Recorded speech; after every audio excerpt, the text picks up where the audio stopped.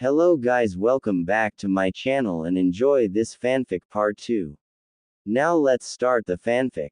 Asuka woke up as the first rays of sunlight came through her window and touched her bed. The Tenjuan heiress sprang up from her pillow with a heavy blush on her cheeks. She quickly got out of bed, grabbed a robe, then picked up a change of clothes, and left her room for the manor's main baths. While each bedroom on the family wing had its own bath, they paled in comparison to the main baths. Asuka quickly made use of a private set of stairs that led from the family level to where the baths were located. This staircase had been built in the original design of the family manor because Asuka's great-grandfather thought it was tacky for the family to have to walk through the guest level to get to the baths. When Asuka opened the door to the women's bath, she found that her mother Kawai was already enjoying the baths. Kawai glanced over to her daughter and smiled. "Put down your things already, Asuka, and come on in." The younger Tenjuan smiled and called out, "Just a second, Mom." She then quickly stored her things and joined her mother in bath. The bath itself was crafted to look like it was a hot spring instead of just being a simple bath. Mother and daughter then quietly proceeded to clean themselves. Towards the end of the bath, Kawai spoke up again. "Would you like me to take care of your hair, Asuka?" "Sure, mother." Kawai quickly started to wash Asuka's hair. Once she was sure her daughter was relaxed enough, the Tenjunin matriarch spoke up. "So daughter, what was the dream your ancestors sent to you about Naruto?" "What? Mother, how could you just ask that?" Asuka couldn't believe that her mother had just done that. Kawai simply smiled and continued to wash her daughter's hair. "Oh, come now, my little Asuka. There's no need to hide what the ancestors showed you. Talking about the vision helps one to understand what one's ancestors are trying to say. It's just the two of us here, and I promise not to whisper a word about what your vision held." Asuka thought about what her mother was saying and had to admit that there was some truth to her words. Talking about the vision would help her understand it better. However, did she really want to talk about something like that with her mother? On the other hand, who else was she going to talk to about the vision? Her two friends from the institute were out. They meant well, but those two could be such blabbermouths at times. With a small sigh, Asuka began to talk about her vision. "I was in a meadow by the edge of a forest when I spotted a fox being chased by a pack of wolves. The fox kept on playing tricks until the last of the wolves was left unconscious just outside the meadow. I then watched as the fox came into the meadow carrying several rabbits in its mouth. He then led me towards the opening of a burrow. The next thing I can recall is being inside the burrow lying on a soft rug and feeling a warm sense of comfort." Asuka's face quickly turned cherry red as she continued on with the vision. "That same fox quickly appeared again, only this time he was on me. The fox then started licking me and then took me on the rug." She then quietly whispered, "I thought I was going to pass out from the pleasure." Asuka's voice then returned to her normal volume. "Soon afterwards I found myself nursing some kits while the fox lay next to me and occasionally passed me something to eat." To Asuka's shock and surprise, Kawai suddenly picked her up and twirled her around in a circle shouting, "Oh my little Asuka, I'm so happy for you." The younger Tenjuan woman was blinking her eyes in shock as Kawai set her down. "Huh? What do you mean, mother?" This wasn't the reaction Asuka had been expecting at all. Well, she honestly didn't know how she expected her mother to react, but this definitely wasn't it. Kawai simply grinned and replied, "Silly girl, don't you realize just how favorably your ancestors look on your match? The fox in your vision obviously is a symbol for your betrothed given his circumstances." Asuka and her parents were the only people in Iowa besides from the Tushikage who knew about the Kyuubi. They had been informed given their connection to Naruto by the Tushikage himself in private. What you saw in the meadow was your forefathers showing that they believe Naruto can deal with threats before they reach home and he has the ability to provide for you. The burrow part of the vision obviously comes from our female ancestors. That part of the vision shows that you'll have a loving home, a good time in the sack, and that Naruto won't mind helping you with any future children you might have. All in all, daughter dear, you've gotten yourself a glowing endorsement on Naruto, and that's why I'm so happy for you. What her mother said quickly made sense to Asuka. The vision was a ringing endorsement from her ancestors, and what mother wouldn't want a good endorsement for her daughter's future husband? Asuka quickly bowed her head and said, "Thank you, mother, for helping me with understanding the vision." Kawaii gave Asuka a brief kiss on the forehead in reply, and then the two finished their bath. Ryuji Tenjuin, head of the Tenjuin clan and a leading candidate to be Unoki's successor, serenely walked towards his clan's training grounds where Team Hiashi was practicing. Hiashi was having his genin do various calisthenics and cardio exercises. These were very good exercises for ninjas that were in neutral territory and had to worry about any secret techniques being stolen. Hiashi motioned for his students to stop after he felt that they had showed off enough for their host. The Hyuga clan head then turned to face his counterpart and politely nodded his head in respect. Ryuji returned the gesture and then stated, "A very fit team you have here, sir." "Thank you, sir. I like to think that they have advanced to an acceptable level for rookie genin. I had expected them to have reached a higher level given the training they've undergone, but their current level is tolerable." Both clan leaders grinned at Hiashi's words and the glares the genin were sending their teacher. What better way was there to motivate someone than to compliment their efforts and then immediately take back the compliment? Ryuji then decided to reveal why he had come to the training grounds. "Lord Hyuga, an escort has arrived to bring you to the Tsuchikage. I have been told that this is so he can give you the list of our participants in the upcoming exams." Hiashi nodded his head. "Thank you for informing me of this, Lord Tenjuin. Is there anything else that I need to be informed about, or may I go see the Tsuchikage?" The Tenjuin clan head paused for a second and then replied, "Yes, there is. Would you mind if I talk to Genin Namikaze in private while you are away?" "That is acceptable to me." Naruto quickly moved towards Ryuji as Hiashi started to walk towards the Tenjuin estate exit. Both Ino and Shino glanced at their teammate with curious looks in their eyes. Naruto simply grinned at them, which caused the duo to resume their training. Ryuji then motioned for Naruto to follow him and the young Namikaze complied. The future father-son-in-law duo started walking towards the wall that lined the cliff edge surrounding the Tenjuin estate. Once they were out of anyone else's earshot, Ryuji stopped walking and looked Naruto in the eye. "Ryo Marufugi has nominated his team for the exams and the Tsuchikage has accepted the nomination. I would consider it a personal favor if you would agree to house my children and the rest of their team while they are in Konoha." Naruto quickly nodded his head and replied, "No problem. As far as I'm concerned, the entire Tenjuin clan has a permanent invitation to stay with me while visiting Konoha." Naruto then frowned and put his hand under his chin. "Ryuji, why did you pull me over like this? I mean, you could have simply asked about this invitation in front of my teammates." Ryuji sighed and nodded his head to concede Naruto's point. "You are correct, Naruto. I wanted to talk to you in private because there are things of a sensitive nature that I have to talk to you about. To be blunt, what will my daughter be in your house?" "Huh, why would you need to ask me that? She's to be my wife like you and your uncle agreed to with my father." A frown appeared on Ryuji's face as he analyzed Naruto's reactions. Part of him wanted to take the honest boy at his word. However, the father within him refused to drop this interrogation until he was satisfied. This was his daughter's future happiness that he was checking on after all.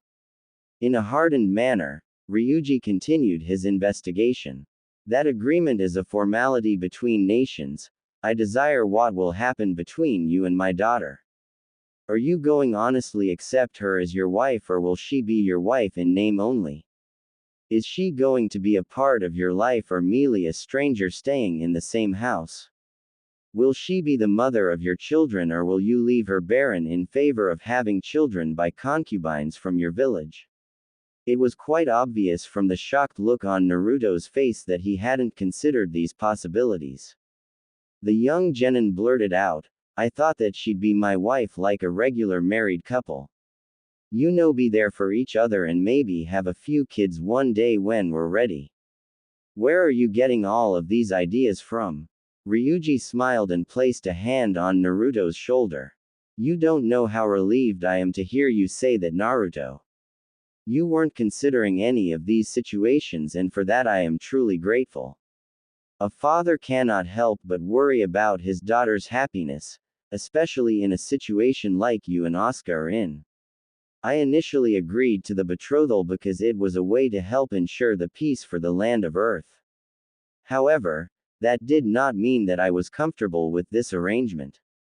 I was the one who initially pushed for you and my daughter to become pen pals. This was done because I didn't want my daughter to marry a stranger, and I wanted a way to check on what kind of man you were becoming. My preference for your team escorting our genin for the upcoming Chunin exams was because I wanted to judge who you were in person. That, and I wanted to give Asuka the chance to perform the ceremony of ancestral acceptation, which I have been told you passed. Still, I had to question you for myself about what kind of marriage Asuka would look forward to having. Naruto nodded his head, accepting Ryuji's words.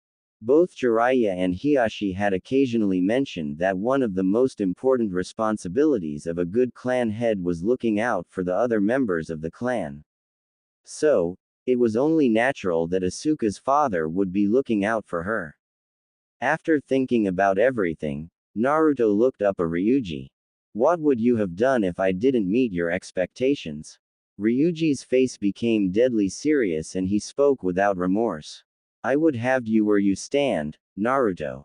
My one flaw, if you would call it that, as a ninja, is that I care far more about my family than I do for this nation or this village.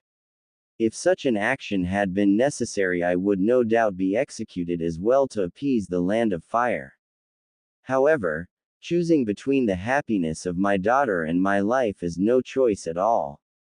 Luckily, you were the kind of man that you appeared to be, and such speculation is rendered pointless. It took Team Hiashi and the 3 teams they were escorting 10 days to reach Konoha. The 16 ninjas caused a bit of a stir when they walked in the western gate. More precisely, Naruto and Asuka caused a stir when a fangirl spotted the two walking next to each other. Naruto spotted the girl in question and simply rolled his eyes. The girl in question might not be one of his fangirls, but she'd no doubt spread the news about Asuka to everyone within the hour. The troop of ninjas started to split up once everyone was checked out at the gates. Both Iowa teams who didn't have an invitation to the Namikaze compound headed off to check out hotel rooms. Ryo quickly left to go to a briefing being given to all foreign jonin about what was acceptable while in Konoha. Hiashi spoke up just after Ryo left. I want my students to meet up at our usual training ground in 3 hours. I need to inform the Hokage about our mission's success and inform him that you 3 will be given the chance to enter the exams. You'll need to meet me as scheduled in order to receive the permission form to enter. With that said, Hiashi left his 3 stunned students in the road. Fubuki grinned at the 3 Konoha genin. Well, looks like we made the correct call to not show you 3 what we're capable of. After all, only an idiot shows an adversary what they can do before they fight. Naruto came out of his stupor before his teammates and gave his future brother a pointed look. Only a fool picks a fight when he doesn't have to. Dachi, the last member of Team Ryo, folded his arms across his chest. Are you proposing that we form an alliance during the exam Namikaze? Naruto nodded his head. My godfather has repeatedly told me that part of the exams involves some type of simulated mission. A team of 6 ninjas would have a higher chance of success against an unknown mission than 2 separate teams of 3 ninjas each doing the same mission. The 3 Iowa genin looked at each other silently considering Naruto's proposition. Asuka shrugged her shoulders and voiced her opinion. It would give us more manpower to accomplish whatever task we're given. Seeing an opening, Fabuki gave his sister a hug with one arm and replied in a teasing tone. Now Sissy Poo, I fully understand that you want to hang out with your betrothed as much as possible. But, don't you think that this is taking it a little too far? I mean, why should we babysit the greenhorns just so you have some necking time with Naruto? Both Naruto and Asuka's cheeks turned a little pink at Fabuki's not so subtle teasing. The young Namikaze couldn't do anything other than take the teasing because as far as he could see any other action would only make the situation more embarrassing. Luckily for the duo, Asuka was able to find a more elegant solution to their predicament. She simply elbowed her brother in the stomach and muttered, "Get a hold of yourself, Fubuki." Shino then chose this moment to speak up. Hiyashi would not have nominated us to the exams if he wasn't convinced that we meet at least the minimum standards that potential chunin have. Logically, our teaming up would increase both teams' odds of success, especially when you consider that an Iwa-Konoha alliance would be unexpected. Dachi nodded his head and turned towards his teammates. The Aburame has a good point. Teaming up with them would be in our best interests. At least, it would be during the mock mission portion of the exam. Fabuki nodded his head and walked towards Naruto. He then put his hand out. So it's agreed that our teams will be allies until we have to face each other in the exam. Ino and Shino quickly glanced at Naruto and nodded their heads. With their acceptance, Naruto took Fabuki's offered hand. Agreed, Team Hiyashi and Team Ryo are now allies in the Chunin exams. Hiruzen Sarutobi was calmly sitting in his office enjoying a rare break when the door opened. The Hokage then watched as Itachi Uchiha walked into the room with a very concerned expression on his firm face. Itachi walked over to Hiruzen and politely nodded his head. "Sir, I've just gotten back from briefing the foreign Jonin and I must state that I have some concerns." The old leader took a puff from his pipe and then set the pipe down. "What are your concerns, Itachi? Surely the other Jonin know how to act when visiting another village under a flag of peace." While Hiruzen's outward appearance was calm, he was worried on the inside. Itachi was one of, if not the best Jonin currently serving Konoha. Any concerns he might have about the village's security deserved the utmost consideration. Itachi put his hand on Hiruzen's desk and activated the strongest hidden security seal in the office that Jonins were allowed to know about. "We have 2 foreign Jinchuriki inside the village at this very moment. One is the Hachibi's container who is a Jonin instructor for one of Kumo's 2 teams in the exams.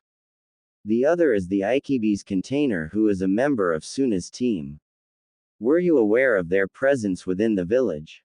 Hiruzen nodded his head and replied, "I've been aware of both containers' identities since before the Kazekage and Raikage informed me who their participants in this period's Chunin exams were. It was rather rude of Suna to not inform me that their Jinchuriki would be arriving as per the Hiroshirama Accord, but they might not have felt the need since they have never hidden who their container is. As long as they do not break any laws, I see no reason to worry about their presence in the village any farther than the standard caution given when a powerful foreign ninja is around." The Uchiha clan leader nodded his head, accepting Hiruzen's reasoning on the presence of the Jinchuriki. However, there was something that didn't sit well with Itachi on this whole issue. Why weren't we informed about their presence prior to the nomination of the genin? The nature of the test changes in intensity when a container is involved, as is the case of the Aikibi. A somber expression formed on Hirsuan's face as he answered Itachi. Does it change, Itachi? You know as a commander that you will often have to make tough decisions without having every scrap of information on a situation. Your soldiers in the field will discover information in the field that will change how the mission is to be carried out, and they will have to adapt. Adaptability and dealing with the unknown are two essential elements of being a ninja. I withheld this information in order to give our hopeful Chunin a chance to truly learn this lesson in a situation that we can control. Furthermore, they'll be learning these lessons in a situation that provides an extraction for them to proper medical facilities if things go sour.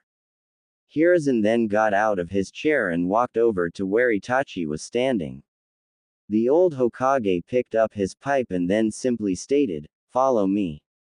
Hiruzen then walked out of his office with the pipe in his mouth and Itachi in tow. The young clan head wondered why his liege wanted him to follow, but he did it silently. Hiruzen led Itachi out of the Hokage Tower and through the streets of Konoha. Itachi watched as Hiruzen would occasionally stop at a store and greet the owner or say hello to someone in the street. It took the duo almost an hour to make their way through Konoha to the spot Hiruzen was leading them towards.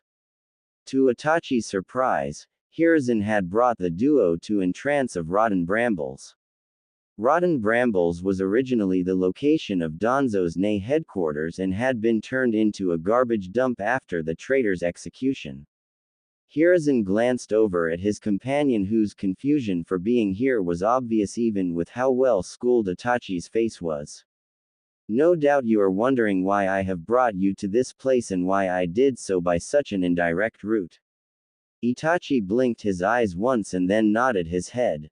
Such thoughts were in my mind. I do not doubt for a moment that you had a reason for doing this.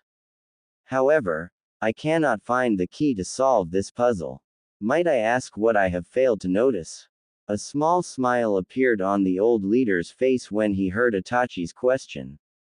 You don't know how much it pleases me, Itachi, that you recognize when something is outside your abilities and that you are willing to ask for aid. Far too many ninjas will not recognize their limits, or, if they do recognize said limits, they will refuse to ask for assistance. The key you are looking for is this. What is the difference between the Konoha that exists and the Konoha that might have been, which this place represents? The young clan leader closed his eyes and thought about what Hiruzen said very carefully. After coming up with several differences between Hiruzen and Danzo's idea of Konoha, he relooked again for the core difference. Something in how the Hokage had spoken hinted that this core difference was the true key and not the simple surface differences that anyone could point out. For several minutes Itachi continued to think and examine the statement from every angle. Finally, Itachi opened his eyes and gave the Hokage his answer. The difference between the two Konohas is their view of violence and its place in life. Our Konoha accepts that violence is an unfortunate part of life. In turn, our Konoha takes this reasoning and has crafted its shinobi as fighters against violence. We seek to find the path of least bloodshed in war, and the path preserves peace when not at war. In essence, our Konoha is a shield that exists to allow other people to live peaceful lives. On the other hand, Danzo's Konoha embraces violence as a vital part of life. It would have taken this Risonyan and would have forged its shinobi to be agents of conflict. Such a Konoha would have reveled in the carnage of war and would have sought to restore conflict in times of peace. Such a Konoha would be an altar to the evils within the human heart. Hiruzen nodded his head and sighed. You understand, Itachi. As ninjas, we have to tread in the shadows so that others may walk in the light. One could almost consider us to be protective shadows that are always with those who live peaceful lives. It was for just this reason that Hiroshirama initially chose the title Shadow of Fire when this village was founded. It was the daimyo of that time that altered the title Hokage, but the essence of the title's meaning has stayed the same. However, As shadows we risk straying too far from the light and becoming lost within the darkness that we deal with. Danzo and I were once very much alike when we were your age, Itachi. Unfortunately, Danzo started to slip into the darkness of violence when the Nadaime died. His inability to harmonize himself with his emotions lead to him losing the chance to become the Sandaime Hokage and in turn lead him to squashing his emotions. Such an act made it easy for Danzo to become a monster because emotions are our tether to the light. We must feel remorse of the lives we extinguish, regret when a subordinate dies or is injured by our orders, joy when comrades return home safely from a dangerous mission, and rage when a close friend ised. To do otherwise is unnatural and makes us less than human. Itachi nodded his head. I understand, sir. If anyone in the village understood what Hiruzen was trying to get across, it was Itachi. The young Jonin had experienced the full gambit of emotions that a ninja would experience and had gone through missions that would have torn lesser men to shreds. Actually, Itachi was pretty sure that he would have been an emotional wreck if it hadn't been for his wife. Ayame had helped him cope and overcome the pains in his life by being a caring heart, an understanding ear, and sometimes just by letting him forget the pain in a frenzy coupling. Itachi knew he had gotten a lucky break when he married her, and he knew it was all because Naruto had once taken him there for lunch when he had been guarding the Namikaze heir. The Hokage accepted Itachi's response and quietly pulled out a necklace with a small orange crystal. Hiruzen gently placed the necklace in his hand and then offered it to Itachi. This is the Uzu necklace. It is the companion necklace to the Hokage necklace that is in Tsunade's possession. Both were made by the Uzumaki clan when Mito Uzumaki married Higashirama Senju. Lady Mito gave this necklace to Tobirama as a symbol that he was Higashirama's second. Tobirama in turn passed this necklace on to me after he became Hokage. I've handed this necklace out twice before to men who I deemed worthy of being my second. The first was Tsukumo Hatake, who returned the necklace to me when he felt that disgrace made him unworthy of the position it signified. The second person I gave this necklace to was Minato Namikaze. I now offer this to you in the position it signifies. Do you accept, Itachi Uchiha, the responsibilities of being the shadow heir? Itachi looked like an Akamichi had hit him with their fist while they were using their Bakai Jutsu. He, become the shadow heir. The irony of the situation was far too bittersweet for Itachi. His great-grandfather Madara had become a traitor because he had been the position of Hokage and had not even been considered for the post of shadow heir. His father had planned a coup because he had never received either position and had felt that a Senju flunky would always deny the Uchihas their rightful due. It was known throughout the village that Hiruzen's old teammates disliked, if not downright detested, the Uchiha clan. And yet, here he was being offered this position. Hiruzen nervously watched Itachi as the young man considered his offer. The old Hokage silently prayed that Itachi would accept the position. Hiruzen knew that his time had passed and that while he could continue as the Hokage for a little longer, a Godime would need to emerge soon. Itachi was the best person that Hiruzen could think of for the job. His own students had the power, but they were too trapped by the past and their personal flaws to guide Konoha in these changing times. A lot of the other Jonins didn't have both the power and the vision to be entrusted with the mantle. Sure, some of them could perform the job if necessary, but Hiruzen didn't want to have a mediocre successor. The young Itachi had everything that Hiruzen was looking for in a successor. Itachi had experienced war, knew just how terrible such a tragic state was, and was determined to avoid another war if possible. He had the mind to grasp a complex situation and determine the best course of action that would achieve the mission goal without any more sacrifice than absolutely necessary. Trials and tribulations had tested the young man's resolve, with him emerging stronger in the end where far too many would break. Finally, He had the power and ability to command respect from his fellow Konoha ninjas and fear from his enemies. Future enemies would be far more hesitant to fight Konoha if the resolute justice was the Hokage instead of the aging god of shinobi. The Iwa Genin's musings were interrupted when Naruto yelled out to one of his clones. "Hey Baka! Don't go so skimpy on the hot sauce.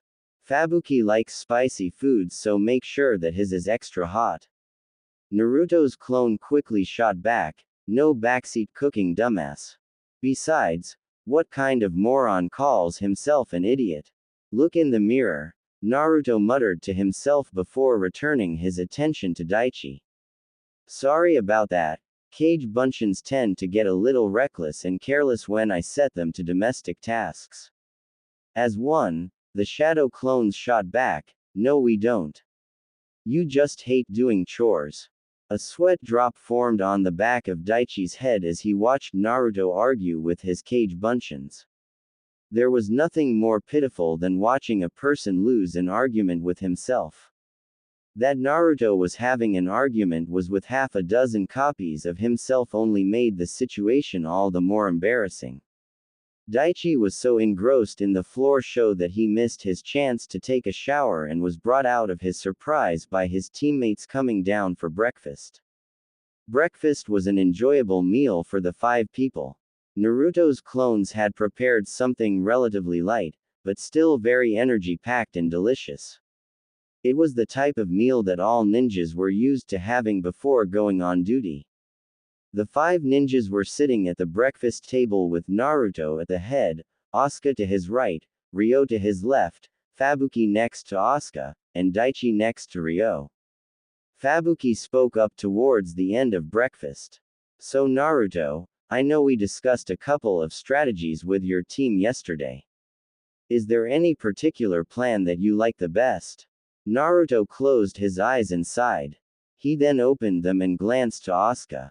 "Personally, I don't like this plan, but I must admit that Trouble in Paradise is our best option. It will allow us to hide our cooperation better than any other plan until it is too late for our opponents." The eldest Tenjunin sibling nodded his head with a serious look on his face. Fabuki's usual Joker persona had frozen to allow the team leader that he was to emerge into plain view. "Alright, let's go over everyone's part just to make sure we all remember how we're supposed to act. Naruto, as far as everyone in the exam is concerned, you've recently found out about the betrothal and you're annoyed because you had to your eye on a girl from Konoha for some time. The only reason no one knows who this girl is because you wanted to prove that you were more than just your father's son before asking her out. Your teammate Shino doesn't need to act outside of his usual self. However, Ino is to play the part of the jealous stalker who was trying to worm her way into your heart. She'll need to act extremely hostile to Asuka, not cold shoulder hostile, but itching for a catfight hostile. Make sure that your teammates know their roles when they get to the academy." Anime and manga. After Naruto nodded his head, Fabuki continued on stating what roles Team Marufuji needed to play. Asuka is to assume an ice bitch persona. As far as her role is concerned, Naruto is nothing more than an annoyance that she'll have to put up with. My role is that of the honor-obsessive big brother. I will be constantly harping on you two for needing to stay together and fulfill the duties of the treaty. With my part, the fact that your parts hate their current situation is immaterial. Daichi, your role is to play the bitter comrade. While not in love with Asuka's character, your persona will be furious that the butcher's son has carried off a scion of a noble Iwa clan as a war trophy. Does everyone understand their roles? Team Hiashi met up at their usual training ground and then headed towards the academy. Along the way, Naruto briefed his teammates on their roles in Trouble in Paradise. Naruto paused when the trio got to the academy and he muttered to himself, "Okay. Let's get this show on the road." Hiyashi's students calmly made their way to the 3rd floor, ignoring the faint genjutsu on the entrance to the 2nd floor. Whoever got caught by that lame genjutsu should be sent back to the academy to learn how to be a ninja. It didn't even make you feel like you had gone up a second flight of stairs. The trio walked onto the third floor with Naruto a step ahead of his teammates. Ino was positioned to Naruto's right and Shino was walking by Naruto's left. To the team's surprise, their sensei was standing in front of the exam room calmly waiting for them. Hiashi glanced at his students and nodded his head. It's good that all three of you are here, as otherwise none of you could proceed with the test. I expect each and every one of you to bring honor to Konoha and your clans today with your progress in these tests. With that said, Hiashi led his team pass and left for the teacher's lounge that had been reserved for the Jonin teachers. The trio entered the waiting room and quickly noticed that they were one of the early arrivals. They then watched as a new team would arrive every couple of minutes. Suddenly, a host of teams started pouring through the door muttering about a genjutsu. Ino looked at the arriving ninjas and shook her head. I guess someone must have blabbed about the illusion cast on the second floor. Both Shino and Naruto nodded their heads. Shino then stated, it is likely that someone cancelled the illusion in order to showcase their abilities. Whoever did so is probably a green genin who is insecure about his or her abilities and was trying to enhance their self-image by making these ninjas look like fools. Such a ninja is most probably a minimal threat to us. Likewise, the ninjas in this current batch are likely to be less ready to become chunin than we were anticipating for our competition. As if to prove Shino's point, Team Hiashi heard Shikamaru grumbling. Why do you always have to be so troublesome, Sasuke? Things would have been so much simpler for us if you hadn't made the announcement about the genjutsu. Now we have more competitors to deal with. Kiba added his own 2 cents before Sasuke could respond. Oh, shut up, you lazy bum. So the jerk got us more competitors to trounce. I don't see what your problem is with this situation. Naruto quickly glanced at his teammates and whispered to them. I think it would be a good idea for us to move to another location. We wouldn't want Kiba's mouth to bring undue attention on us now, would we? Unfortunately for Team Hiashi, Kiba had already spotted them. The rambunctious Inuzuka quickly led his comrades over and called out, Hey Naruto. How's it hanging, man? Can you believe that we're in the Chunin exams? Ino glanced at Naruto and motioned with her head towards Kiba. You were friends with this fleabag back in the academy. She then turned to Sasuke and Shikamaru. How do you put up with this smelly loudmouth? It must be terrible when you try to hide and have him giving away your location from a click away. Suddenly a new voice cut into the conversation. Shikamaru was talking to me the other day. He said that Kiba's been scheduled to have the problem fixed as soon as their sensei finds the time. The 6 rookies turned their heads to look at Choji, who was being followed by his teammates Sakura and Hinata. Kiba gave Choji a dark glare and muttered, that was cold, man. The 9 former classmates quickly started catching up with each other. While a few had hung out with each other, the 9 hadn't been in one place together since their team assignments back in the academy. Naruto used the greetings to discreetly signal to Team Marufuji that it was time for the show to begin. He then began to glare at his fiance's team and falling into part. Hinata noticed the unusual anger in her crush's face and meekly spoke up. Naruto, is everything alright? Naruto glanced at Hinata and gave her a weak smile. Things are tolerable. Let's leave it at that, shall we? Anime and manga. The Hyuga heiress didn't have time to respond because a new voice cut into the 9's conversations. Would you rookies please settle down? You're drawing too much attention to yourselves. As a fellow Leaf Ninja, let me assure you that attention is never a good thing. Everyone turned to look at the older Konoha ninja who had silver hair, round glasses, and was walking towards them. Sasuke gave the older ninja a disdained look and said, just who are you to be telling us what to do? The older genin smiled and smoothly replied, "My name is Kabuto Yakushi and I have participated in these exams several times." Shikamaru looked at Kabuto and asked, "Exactly how many times is several times?" A slightly sheepish look came over Kabuto's face as he answered Shikamaru's question. "This is actually my 7th time in the exams. You see, these exams test both your own skill and the skill of your teammates as you work with them to pass all of the exams. I failed my first 3 times because I focused too much on my medical studies and thus couldn't meet all of the requirements of the exam. My failures the last 3 times were because one of my teammates wasn't ready for the exam. Alas, that happens when you get moved onto new teams because your colleagues are more gifted than you." Naruto then decided to speak up. "So Kabuto, what do you think your chances of passing this year are?" Kabuto smiled at Naruto and promptly replied to the friendly question, "Pretty good actually. Both of my teammates have the skills needed to pass and we work together very well. Bearing rotten luck, we all should finally get those Chunin jackets. Besides," Kabuto paused for a second to pull out a pack of cards, "this time around I've got these.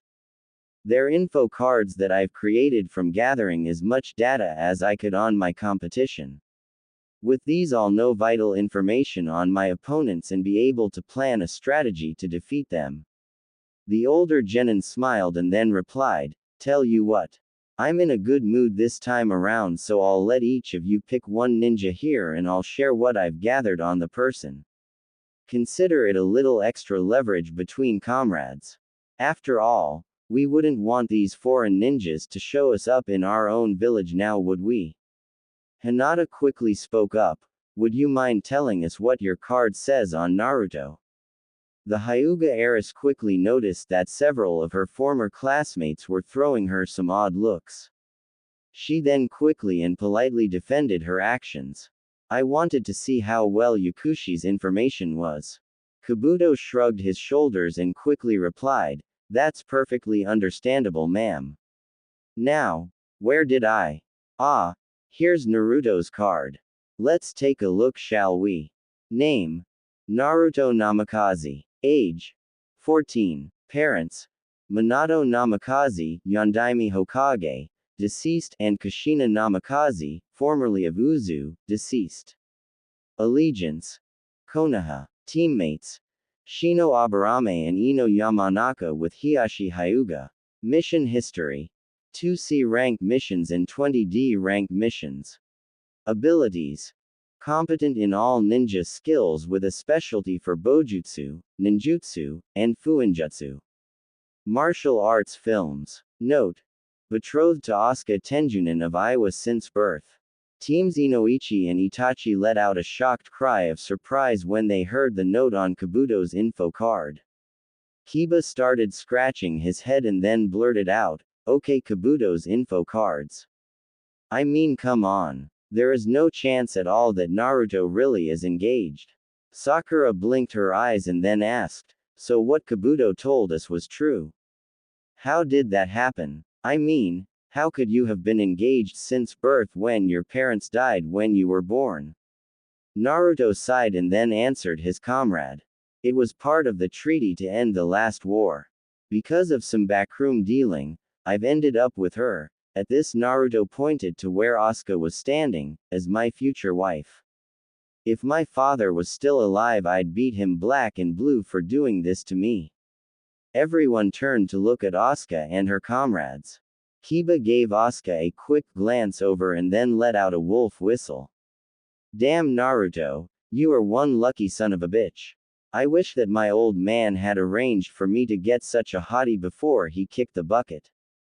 The girls in the group didn't get the chance to pulverize Kiba for his crass behavior as Asuka moved forward with her part of the drama.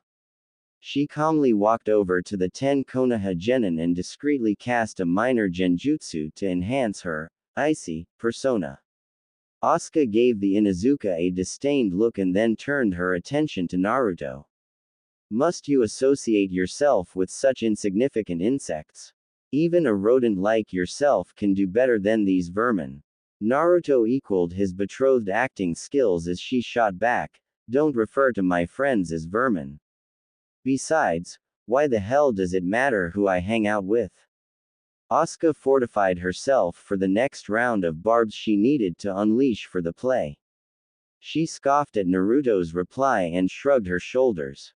It matters because my uncle was a fool to think that you had something that was worth being tied to my illustrious clan. The shame of having to be associated with you is barely bearable, but associating with trash like this would make this situation intolerable. If you really must continue to associate with these weaklings, then do me a favor and get yourself in this exam so that I will no longer have to put up with this inconvenience. Fubuki's character then stepped foot on the stage by placing a hand firmly on Asuka's shoulder. In a firm voice he commanded, "That is enough, sister. You are never to speak that way about your betroth again. Our uncle made this arrangement on behalf of our clan and you will honor it. The reputation of our clan demands no less than that." With that, the Tenjunin siblings returned to stand by Daichi feeling that they had accomplished the goal of trouble in paradise. Kiba gave Naruto a mournful look and shook his head. "Naruto, I take back everything I just said. What the hell did you do in your past life to merit being shackled to such a bitch?" The young Namikaze wasn't able to answer the Inuzuka because a Chunin came into the room and announced that the exams were about to begin. Ibiki Morino had to fight the urge to shake his head in frustration and annoyance. Could these Chunin wannabes possibly be any more obvious in their cheating? For example, did that girl on Guy's team really think that they hadn't noticed her putting the mirror up on the roof? Another prime example of these genins' lack of stealth was the Hyugas. Did those two really think that no one had noticed that they had activated their Kekkei Genkai? Guy's pupil was on her last chance and the Hyugas had lost 3 of their 5 opportunities to gather information. Personally, Ibiki wanted to fail the entire lot for being caught once. After all, if you're caught on an actual mission then you and your team are dead. However, the Chunin exam board had ruled that the information gathering test would be passable if the ninja in question displayed acceptable levels of competency. Their definition of competency was showing abilities that could be successfully used in the field with minimal amount of detection by an unaware enemy. The fact that most of said abilities were entirely inappropriate for this kind of information gathering was ignored by the board. Thus, Ibiki and his fellow examiners had to turn a blind eye towards most ninja actions. They could only boot someone out if they messed up or were simply too sloppy. Konoha's top interrogator knew how everyone in the exam was gathering their information except for 6 people. Team Marufuji hadn't attempted to use any of Iwa's normal information gathering methods. Ibiki knew that because they didn't have anything on their papers. The other 3 people he was puzzled about were on Team Hiyashi. No bugs were flying around to signal that the Aburame was gathering info and the Yamanaka was positioned in the front row unable to use her clan jutsus. What was going through the minds of those 6? For a moment, Ibiki considered the possibility that they had figured out the hidden loophole in the rules and were just going to pass on raw courage. However, that was a remote possibility as such a move would require them to know about the final part of the test. Why was he worried about what the brats were doing in the first place? After all, it was no skin off his nose if they passed or not. Ibiki felt a headache building as he continued to think of the situation with the 6. He could feel in his gut that something was off about the 2 teams. Why was it that the 2 teams had a rather heated confrontation in the lobby and now they were acting so much alike? Was it merely coincidence? Ibiki held off a scoff. If it was coincidence then he was the Shodai of the village hidden in absurdity. Suddenly a glint of light caught Ibiki's eyes and directed their attention to Daichi's left arm. The Iowa ninja had the arm lazily hanging by his side with 2 small wires coming out of his sleeve. Ibiki quickly traced the paths of the two wires now that he knew that they existed. One wire went to Daichi's right where it stopped at Ino's feet and then went straight back towards Fubuki. The other wire headed behind Daichi to Naruto and then went to the Namikaze's right to link up with Fubuki. The two wires then headed to Fubuki's right where they came to Shino. From Shino, the wires went down the road to Asuka. Small pulses of chakra were constantly traveling through the wire. Why? Those clever little bastards, Ibiki stated to himself in his head. The six were using the wire messaging technique. It was a technique that allowed forces to communicate through chakra pulses sent through a wire. Most ninjas didn't use the jutsu because it required fine chakra control, was tricky to set the wire up, the wire could be cut at any point, and anyone who touched the wire could listen in on the conversation. Ibiki didn't take any points off of the six even though he had caught them obviously coordinating a plan to get information by some as yet unrevealed method. It was clear to him now that the six had been staging the earlier confrontation in order to throw off anyone's suspicion of them working together. The fact that they had somehow passed the wire around, probably with a variation of the Kugutsu Jutsu, without anyone noticing showed a greater deal of skill than the average Chunin. Hell, the only reason that they had been discovered was the fact that he was a paranoid bastard who knew that they had to be cheating somehow. The interrogator-turn-exam giver didn't have to wait long to find out what the six were planning. A series of smoke bombs suddenly went off covering the entire classroom in smoke. Screams of surprise and indignation filled the rooms as the genins and chunins tried to react to this unexpected attack. Ibiki crouched down behind his desk and carefully scanned the classroom. The thick smoke made it hard to see, but he could make out the forms of people standing next to the desks of the wannabes. It quickly became obvious to Ibiki that the figures were clones of some type since they all looked like him. His lookalikes were all busy trying to steal everyone's tests and the students were busy trying to protect their papers. A few of the Chunin observers were about to intercept the clones, but Ibiki signaled them to move back. This was an unexpected situation and he wanted to see how the genin would react. Most of the examinees were able to protect their papers while a couple had their papers stolen. Eventually, all of the clones were destroyed and Ibiki decided it was time to bring back the fear of the kami into these brats. If I ever find who pulled this catastrophe, I'll use them as the new T&I practice dummy. To emphasize this, Ibiki poured all of his intent into his sentence, causing several genin to wet themselves in fear. He then glanced at the Chunin examiners and called out, "Everyone who lost their papers or couldn't hold their bladders is removed from the exam. We don't need ninjas who cannot protect vital documents or remember when to go to the bathroom." Martial arts films. Ibiki used the removal of the incompetent as a chance to glance at teams Hiashi and Marufugi. Each of the six ninjas had a complete test with their names on it lying on their desks. Ibiki couldn't help himself and he cracked a small grin as he looked at the six. They had used the commotion of the smoke bombs and clone attack to swap their tests for ones that had the complete answers. What a brilliantly coordinated effort at information gathering.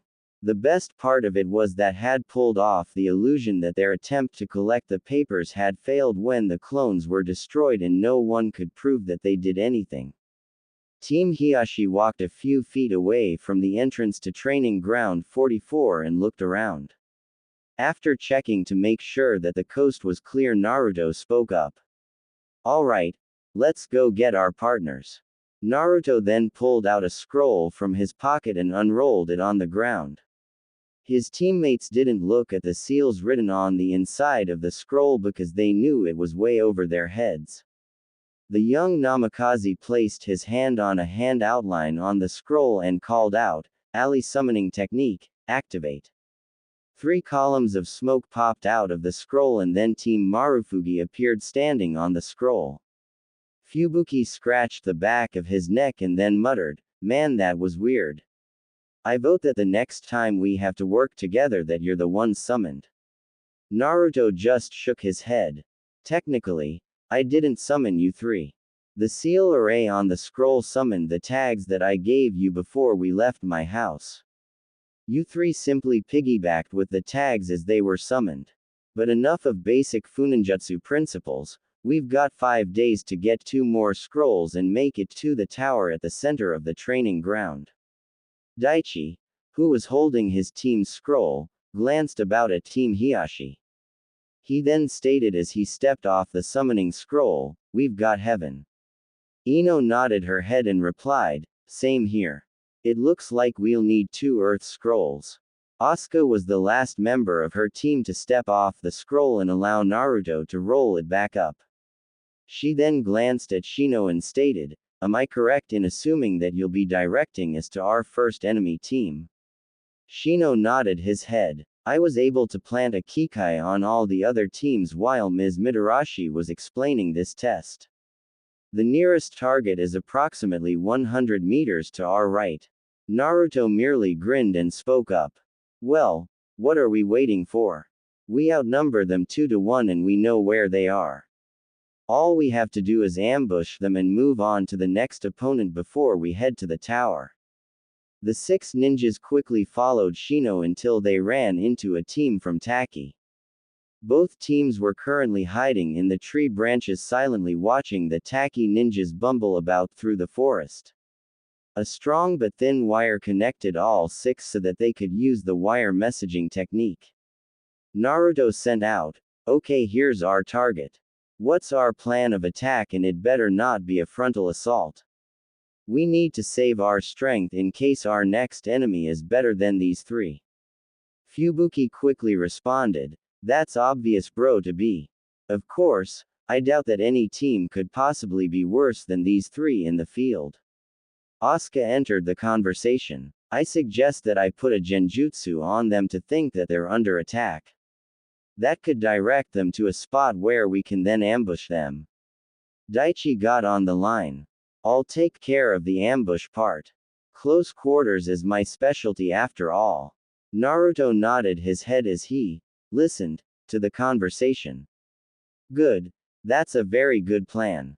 However, I suggest that we modify it slightly with Ino in a sniper position to take out anyone that Daichi can't easily get to." "What poisons do you have on hand, Ino?" "I've got paralysis poisons and some neurotoxins, Naruto. Which do you think I should use?" The young Namikaze closed his eyes and thought for a second. He then sighed and gave his answer. "Better make it the neurotoxin, Ino. We can't use short paralysis or they might attack us, and longer paralysis poisons would leave them defenseless to the predators roaming this forest. A quick and painless death is the most merciful option we've under these circumstances." With the plan decided on, the 6 quickly went to work. Daichi quickly moved to hide in a bush near the Taki ninjas. Ino took to a tree branch several meters in front of Daichi and coated her Senbon needles in the fastest acting poison in her kit. Asuka maneuvered herself into a position to better cast the genjutsu.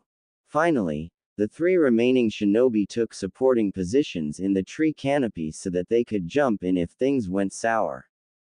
Asuka quickly cast her genjutsu and everyone watched as the Taki ninjas reacted to an unseen assault. The Tenjunin heiress quickly corralled her enemies and directed towards the bush Daichi was hiding in. Daichi waited until his enemies were close enough and then he struck. His hands shot out to the bush towards the 2 closet ninjas, slamming into their backs.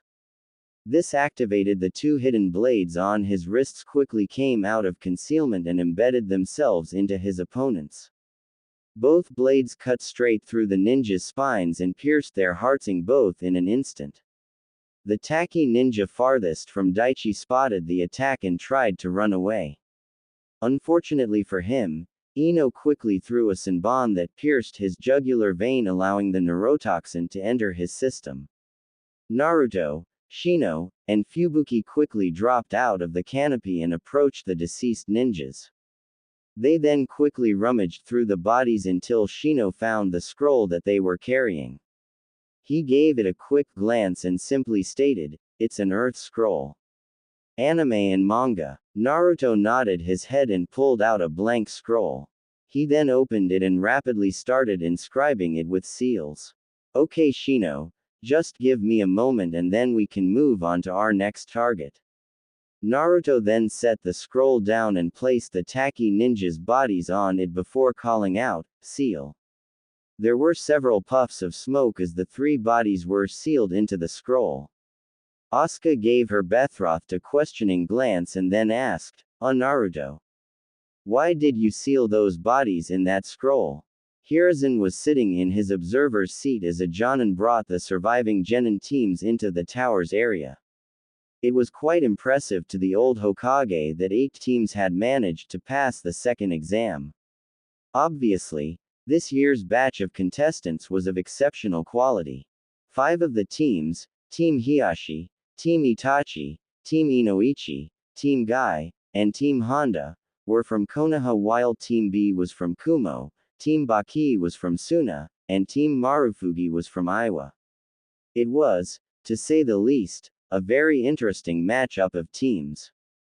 3 of Konoha's teams were rookie teams only 6 months out of the academy.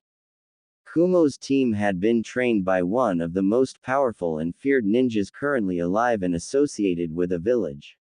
Both Iwa and Suna's teams were comprised of members of their respected villages' most powerful clans. All in all, the third exams would definitely be interesting to watch. Anime and manga. It was such a shame that all 24 genins couldn't fight before the daimyos in the Chunin exam finals. Unfortunately, the rules stated that the final tournament could only have a max of 16 participants. The daimyos simply stopped having fun betting on the matches when the tournament was larger. Thus, a preliminary round was necessary to cut the genin in half. This in and of itself wasn't too bad in Hiruzen's mind as it ensured that anyone who had been coasting on their teammates wouldn't embarrass themselves in front of the customers. The Hokage let his mind wander a bit as the referee for the preliminary explained the situation for the competing genin. Hiruzen glanced over at his jonins who were standing opposite of him watching their students. Baki was standing on the ledge to Hiruzen's left while B and Marufuji were standing on the balcony to his right. It was a little strange that Suna's jonin was standing away from the usual, foreigners, balcony. However, it didn't really matter since the man was in charge of the only container in the tournament and probably felt that it would be good to keep Gaara away from the other competitors. Down in the area, Genma Shiranui looked around at the genin as he chewed on his Senbon needle. "Now then, I'll say it one more time just to make sure you all know exactly what you're getting into. If you do not back out now, you are agreeing to fight in the preliminaries. This means that either you or your opponent will beat or knocked out. I will only call the match if it is crystal clear that one competitor has won. This means that the other competitor will be in such a condition that it is unlikely he or she will ever be able to continue their shinobi career. Is that understood?" Genma had mentioned in his previous explanation that forfeiture was an option. He just hadn't brought it up this time because he was trying to thin the crowd by intimidation. Seeing no one backing down, Genma sighed and stated, "Please turn your attention to the screen where our first competitors will be randomly selected." The screen quickly cycled through the competitors until the names Omoi of Kumo and Fubuki Tenjunin appeared on the screen. Genma nodded his head. "All other competitors will now leave the arena. You may watch from the balconies above." Fubuki gave Omoi a playful grin and called out, "A sword user EH. Wish I had remembered to bring mine with me to the exams." The Tenjunin glanced up at the stands where Naruto was standing. He then shouted out, "Hey bro to be. Did you by any chance happen to pack my sword in one of those seals of yours?" Naruto ignored the strange looks that all the genin who didn't know about the little deception were sending him. "I had more important things to do Fubuki and so do you at the moment." The Tenjunin heir shrugged his shoulders and loudly muttered, I guess checking out my sisters would be an important thing for you to do, Naruto. But anyway, I've an opponent to crush. So before the Konoha ninja starts the match, ninja art, metal golem technique sword. Fubiki did a series of one-handed hand seals and slammed his right hand into the ground.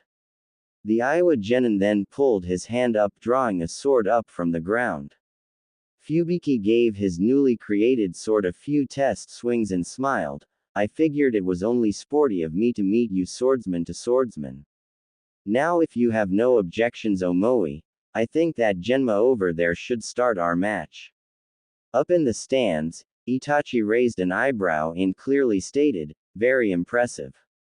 The Konoha genins turned to look at Itachi with their eyes practically begging an explanation. With no reason not to, Itachi began to explain things to the attentive genin. That was the golem technique, the signature jutsu of the Tenjunin clan. With that jutsu, the Tenjunins are able to create constructs out of the earth that can fight for them. These constructs are capable of independent thought much like Kage Bunshin, but have incredible endurance and are subordinate to their creator. This jutsu has 3 known levels determined by the materials used to create the constructs: clay, stone, and metal. That the young Tenjunin down there could create a metal sword with the golem technique at his age means that he is a prodigy, as most adult Tenjunins can't do that feat. The genin returned their gaze to the arena below. Omoi currently had his sword drawn and had actually electrified it with his chakra. It actually looked like the young Kumo ninja wielding the legendary Raijin with how his sword crackled with lighting. Fubuki was panting a bit and held his golem sword so that its tip touched the ground. This allowed the sword to draw materials from the ground and repair itself. Firearms and weapons. Omoi frowned as he analyzed his opponent and mumbled to himself. So that's why his sword hasn't been destroyed. He keeps repairing it. If this keeps up, then I'll have to end my jutsu or I'll faint from chakra exhaustion. On the other hand, that jutsu of his seems to be at least as draining on him as well. If I attack and wear him out, then I'll win. However, if he wears me out, then he'll win. Suddenly Kaori, Omoi's sister and teammate, screamed out, will you quit overanalyzing and fight, bro? The Kumo ninja nodded his head and his eyes filled up with resolve. Without any hesitation he called out, I'll end this all in one blow, lightning style, Thousand Storm Bird's sword. Omoi's sword suddenly flared up as lighting started to crackle all around the electrified sword, instantly incinerating the stone floor of the area near the blade. All of the Konoha Jonins up in the stands frowned in worry when they saw Omoi's jutsu. Its apparent similarities to Kakashi's Reikiri jutsu were simply too close for their comfort. Fubuki was also nervous at the sight of Omoi's jutsu, but he knew that he had to deal with it now. The Tenjunin heir slammed his fists on the ground and called out, Ninja art, stone golem technique, protective Buddha. The stadium started to shake as a giant statue of Buddha sitting in a meditative pose rose from the ground and didn't stop growing until its head towered over the ninjas observing the fight. Fubuki suddenly yelled out at the top of his lungs, I forfeit. Omoi landed next to his opponent, cancelled his jutsu, and gave Fubuki a serious glare. Fubuki shrugged and said, this match goes to you. I simply don't have the chakra to continue. That defensive jutsu of mine got everything I had and it wasn't enough. Look, my sword is already breaking apart. True to his word, the sword in his hand was dissolving like a bad CGI scene in a horror movie. Genma raised his hand and called out, Omoi of Kumo is the winner. Both contestants will now leave the arena so that repairs can be made to the arena. The next match will be held as soon as repairs are completed. Asuka ran up to Fubuki as soon as he reached the observation deck and grabbed him by the collar. What the hell was with that showboating of yours, brother? You know that metal golems eat through your chakra faster than the time it takes for Crowler to start complaining about Red Squad back at the Shinobi Institute. Don't start talking about forgetting your sword. I know for a fact that you brought your sword with you to Konoha and you never forget to pack it with you when you're on a mission. So, why by our ancestors did you deliberately not bring a vital tool with you on these exams? Fabuki smiled and cheerfully replied, "Lighten up, Sissy Poo." A quick death glare from Asuka made the elder sibling take a more serious tone. I was merely trying to unnerve my opponent by using the metal golem jutsu instead of a real sword. I may not have the reserves of Lover Boy over there, but I do have more chakra than most people our age. Besides, a regular sword would have been destroyed by my opponent's jutsu. Asuka sighed and nodded her head. Okay, brother, I see your point. Just don't ever do that again, do you hear me? The elder sibling nodded his head to show he understood, and the younger Tenjunin started to walk to the railing. Shortly thereafter, Fabuki put his hands around his mouth and shouted out, "Hey Naruto. I think you should invest in some pain tolerance training. Sissy Poo seems to be showing signs of favoring S&M." This comment immediately earned Fabuki a swift kick in between the legs courtesy of his sister. In a raspy voice Fabuki gasped out, "I thought you wanted to be an aunt, sis." He then fell to the floor clutching his family jewels. Shino glanced over at the young Inuzuka and simply asked, "And just what needs to be explained?" Kiba quickly yelled out, "Enough with the straight guy act, Shino. Less than a week ago Naruto's fiancée was a Sub-Zero ice demon in her personality, and now she's acting like a concerned sibling when she's not beating up her brother. And just what is up with her brother? I distinctly remember him being a very honor-bound, boring as a bored guy. Now, I'm seeing a class clown that makes me look like a model student. I don't need my nose to tell me that this whole situation stinks." Many of Team Hiyashi's former classmates nodded their heads in agreement. Anime and manga. Naruto shrugged his shoulders and decided to answer Kiba. It was all a script. Both of our teams agreed to work together as soon as Hiyashi nominated us for the exams. We simply acted like you saw before the first exam to throw off anyone who might have considered the possibility of us forming an alliance. Hinata then spoke up, "And the marriage arrangement?" The Namikaze heir gave everyone a fox-like grin before he answered Hinata's question. "I've known about it since I was 6. Asuka and I were pen pals for years so that we could get to know each other. Hell, I snuck several dozen of her letters into the academy to read during recess." Naruto turned to Kiba and gave him a pointed look. "You really dropped the ball on that one, Kiba. I was practically handing you blackmail material throughout our time at the academy and you were never aware that it was out there." As the other Konoha rookies continued to talk about Naruto and Asuka, Hinata had to force herself not to break out in tears.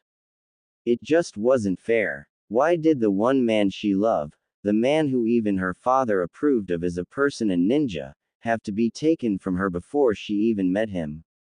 One would almost think that the fate her cousin ranted about was deliberately mocking her. Most of the rookies didn't notice the state that Hinata was in. However, Sakura did notice, and it burned her that her teammate was in such a condition. Sakura glanced over at Naruto and felt the growing urge to smack that jerk down.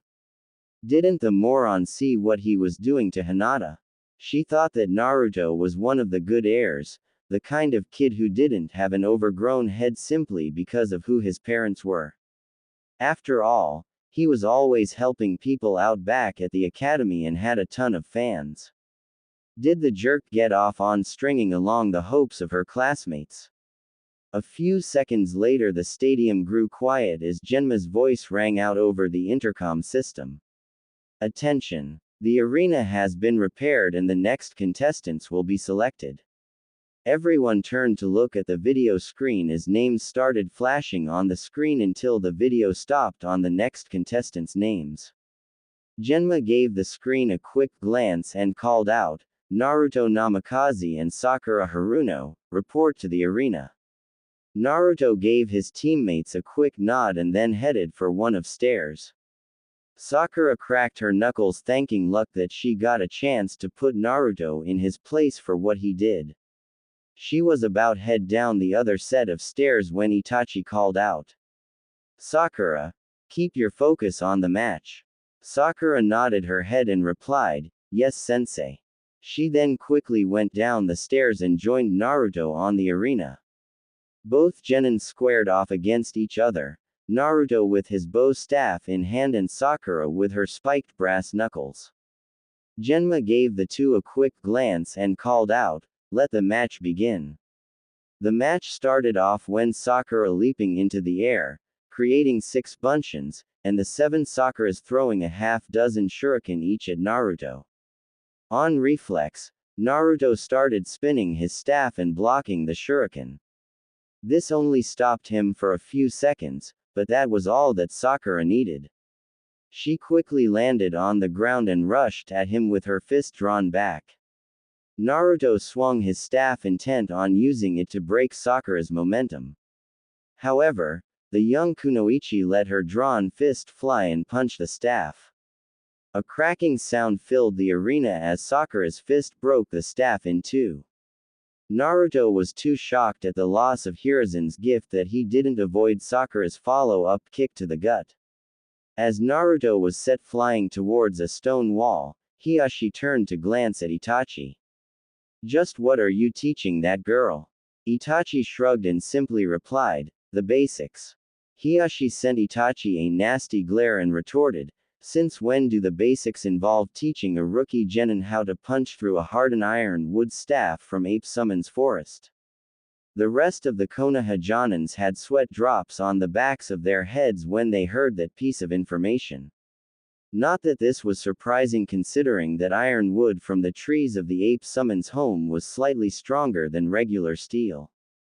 Back in the arena, Naruto was picking himself up from the rubble of his crash into the wall. Naruto straightened out the kinks in his neck and muttered to himself, "Yeesh, that felt like those punches Jiraiya mentioned his teammate Tsunade dishing out in his stories." Naruto crossed his arms together and summoned 4 dozen cage bunchins. The cloned Narutos immediately charged at Sakura while the original Naruto pulled out a blank scroll. Naruto, the real one that is, used the breathing space to think of an appropriate seal to use. He needed to incapacitate, not Sakura, since she'd be an ally again after this fight. An idea for a seal came to Naruto and he hurriedly started creating it. His calligraphy was slower than usual because he was making a heavily modified seal. Anime and manga. A thunderous screech filled the arena as Naruto was working on the finishing touches of his seal. "Die, you damn pervert." Naruto whipped his head around to see Sakura slam her fists into the ground, creating a crater with the edges rising 5 feet above the arena. What the hell had his clones done? Suddenly the memories of clone number 42 came to Naruto and he smacked his head. Apparently that clone had the brilliant idea of throwing Sakura off her game by groping her butt. Sakura decided that enough was enough and charged at the original Naruto like a mad bull. Naruto barely managed to leap out of the way of Sakura's attack. The young kunoichi wasn't able to stop her momentum, causing her fist to slam into the wall. Sakura's attack cracked the wall all the way up to the foreign balcony, splitting the balcony into Iwa and Kumo halves.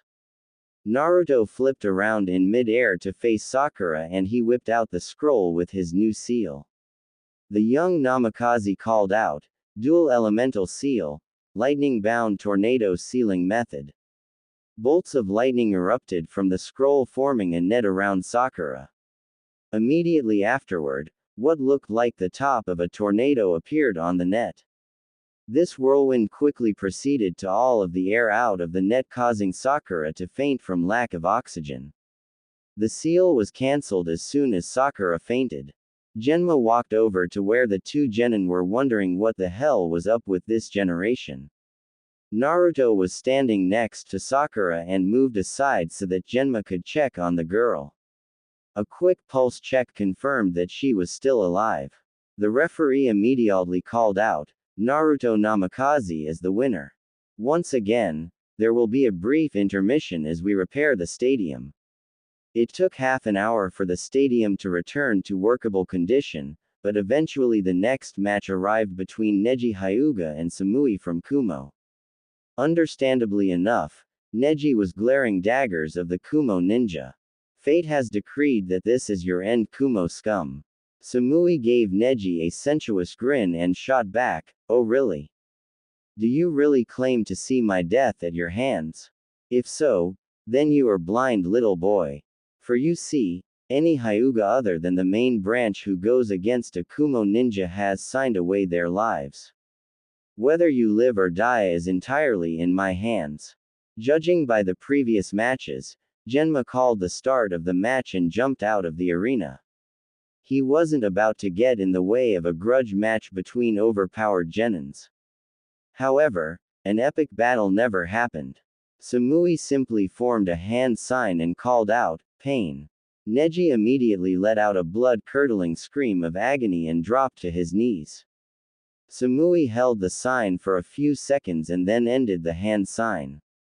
"As I said, little boy, any Hyuga who is not of the main branch is at the mercy of any Kumo ninja." Neji gasped out, "How? That was the sign." Samui nodded her head and shot back, "Correct. That's the sign needed to activate that pathetic seal you morons brand yourselves with. Imagine my village's surprise when we examined Hisashi Hyuga's body and discovered how half-assed the Hyuga's prized seal was. A close inspection of the seal allowed our seal experts to find the trigger sign to activate the seal's punishment features. Did you know that the seal only has a 20% chance of actually sealing your bloodline? One of Hisashi's eyes was sealed, but the other was in perfect condition. The current Raikage decided that the eye wasn't worth the effort that the previous Raikage went through to get the eye and sold it. Rumor has it that the eye's new owner is some Jonin from Kiri. The Kumo Kunoichi walked closer to Neji and whispered into his ear, "Give up, boy. If you do, you'll be able to be healed by the medics. If you don't, I'll activate the seal again and hold it until you're just a vegetable. Don't try to use this chance to sneak attack me because I can activate the seal in a second. Even students at Kumo's ninja school can make that sign in less than 2 seconds. Our Yondaime ensured that we all know the sign in order to show how weak you Kaikei Genkei holders are." Hiruzen had seen enough and called out, "This match is over." A few of the ninjas glanced up at the Hokage wondering what was going on. The Kumo ninja has clearly demonstrated that she is superior to her opponent. There is no point in continuing this match when the victor is clear and we are behind schedule due to repairs. Genma nodded his head and quickly confirmed the Hokage's ruling. Hisashi quickly turned to Naruto and stated, "Namikaze, I request that you join my nephew to check on how the seal has affected his health. As soon as you've checked him out, either remove the seal or take notes so that a more experienced seal master can begin the removal process." The clan head would have gone himself to check on his nephew, but he needed to stay for Shino and Ino's matches. As Naruto hurried to the medical wing, Hisashi vowed to have the cage bird seal removed from every branch member of the clan ASAP. Obviously, the seal was worthless if anyone could activate it, and it couldn't even do its primary job properly. Hisashi closed his eyes and thought about his clan advisors, the Hyuga elders. He mentally selected the most traditional half of the council along with the Hyuga seal maker. Those 8 would be sent to the Hokage to be executed on a treason charge for undermining Konoha's military strength.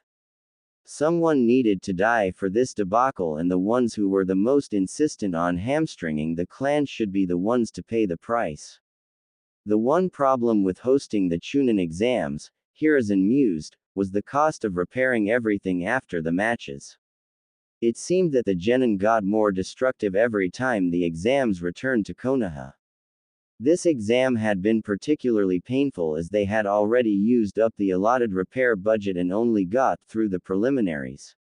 Well, at least he knew for a fact that the finals would be one hell of a show for the crowds.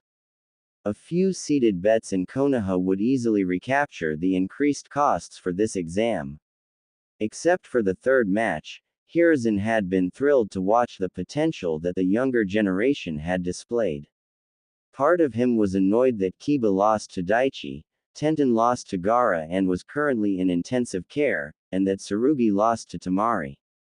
It always was bitter when a member of the hosting village lost to a foreign village. Asuka's victory over Ino didn't bother Hiruzen at all because the girl would only be an Iwa ninja for 2 more years at most. Her victory showed that Konoha would be getting a very strong kunoichi. The old Hokage got some satisfaction when Shino beat Kaori from Kumo, although his satisfaction probably wasn't as high as Hiyashi's was. Hiruzen hadn't been too concerned about the remaining matches since those were Konoha versus Konoha. Still, both the winners and losers of those matches had given impressive displays when Sasuke beat Kabut, Hinata beat Akuto, and Lee's surprising victory over Choji.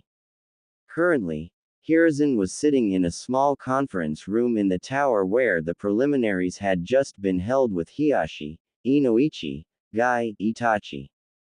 Hiruzen looked at the 4 Jonin instructors and calmly stated, "It's time for us to plan the training regimes of our finalists for the exams.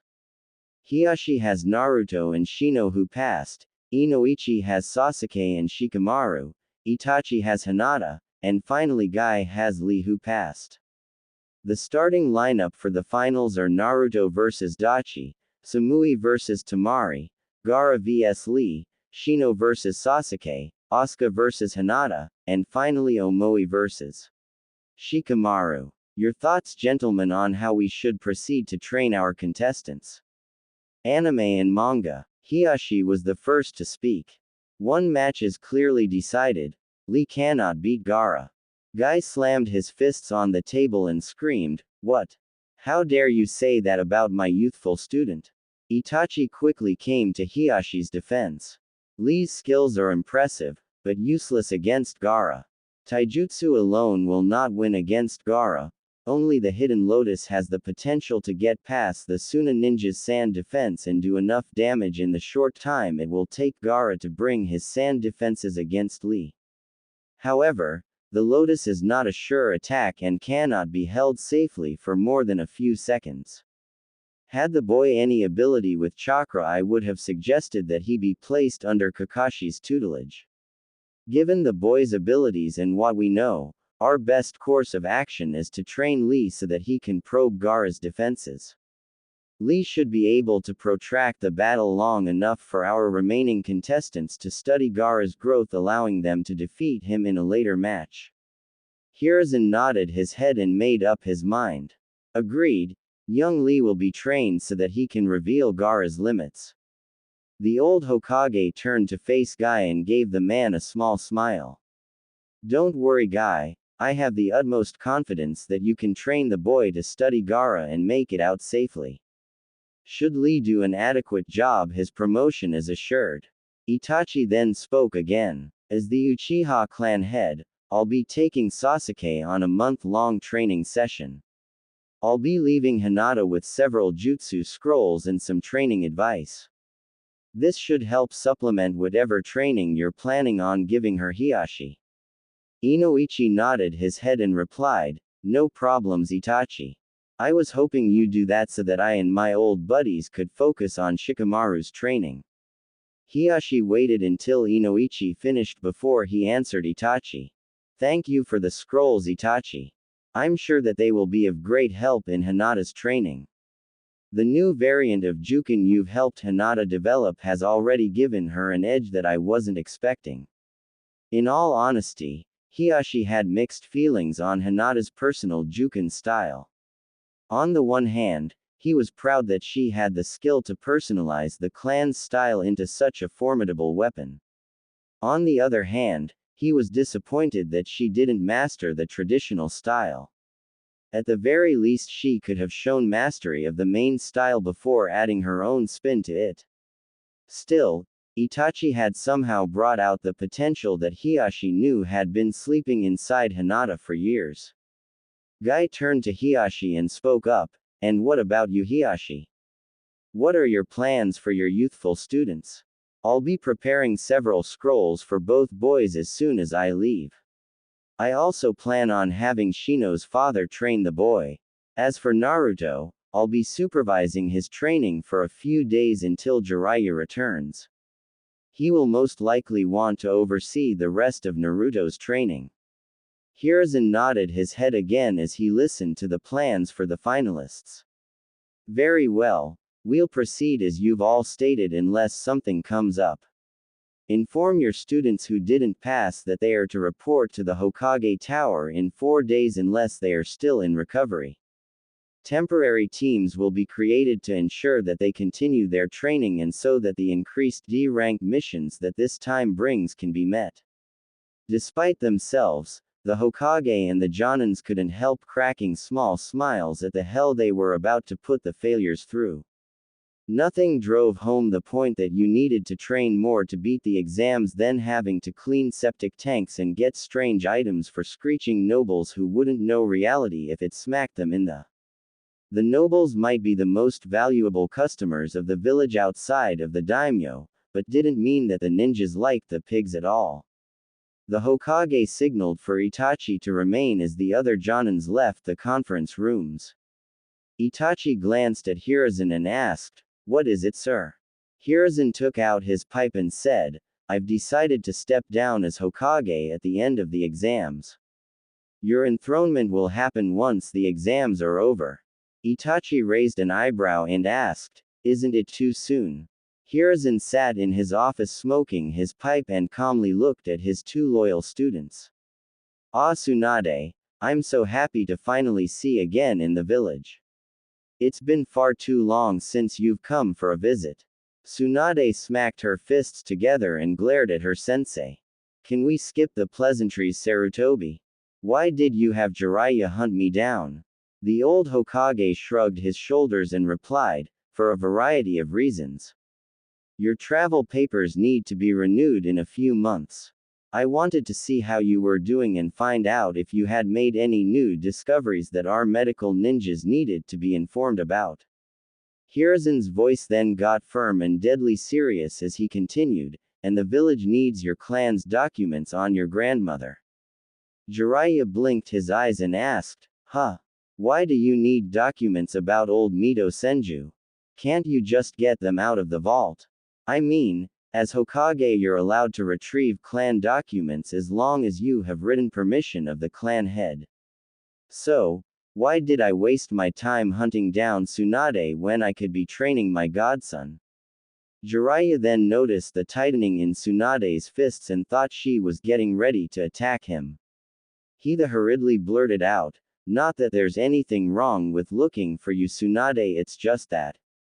"Shut up, Jiraiya." Tsunade's tone was unusually cold and harsh. The slug Sanin quickly shot Hiruzen a withering glare. "There's only one set of documents left by my grandmother that would need me here in the village. Now tell me, why do you need those documents?" Hiruzen returned Tsunade's glare with interest and replied, "We need those documents for one purpose. That purpose is to train Naruto Namikaze on how to wield the Kyuubi's power."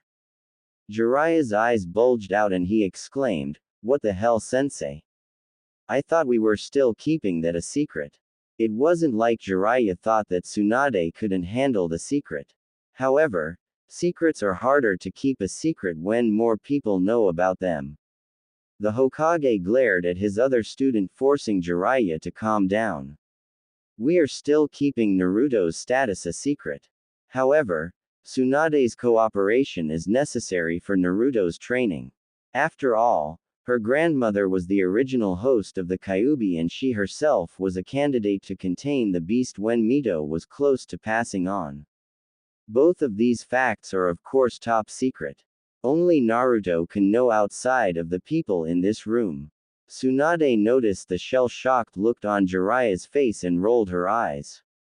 As you know, my grandfather and Madara fought at the Valley of the End where Madara forced the Kyuubi to attack my grandfather. The Shodai was able to force Madara to retreat with mortal wounds, but he didn't have the power in his exhausted state to calm the Kyuubi like the other Biju.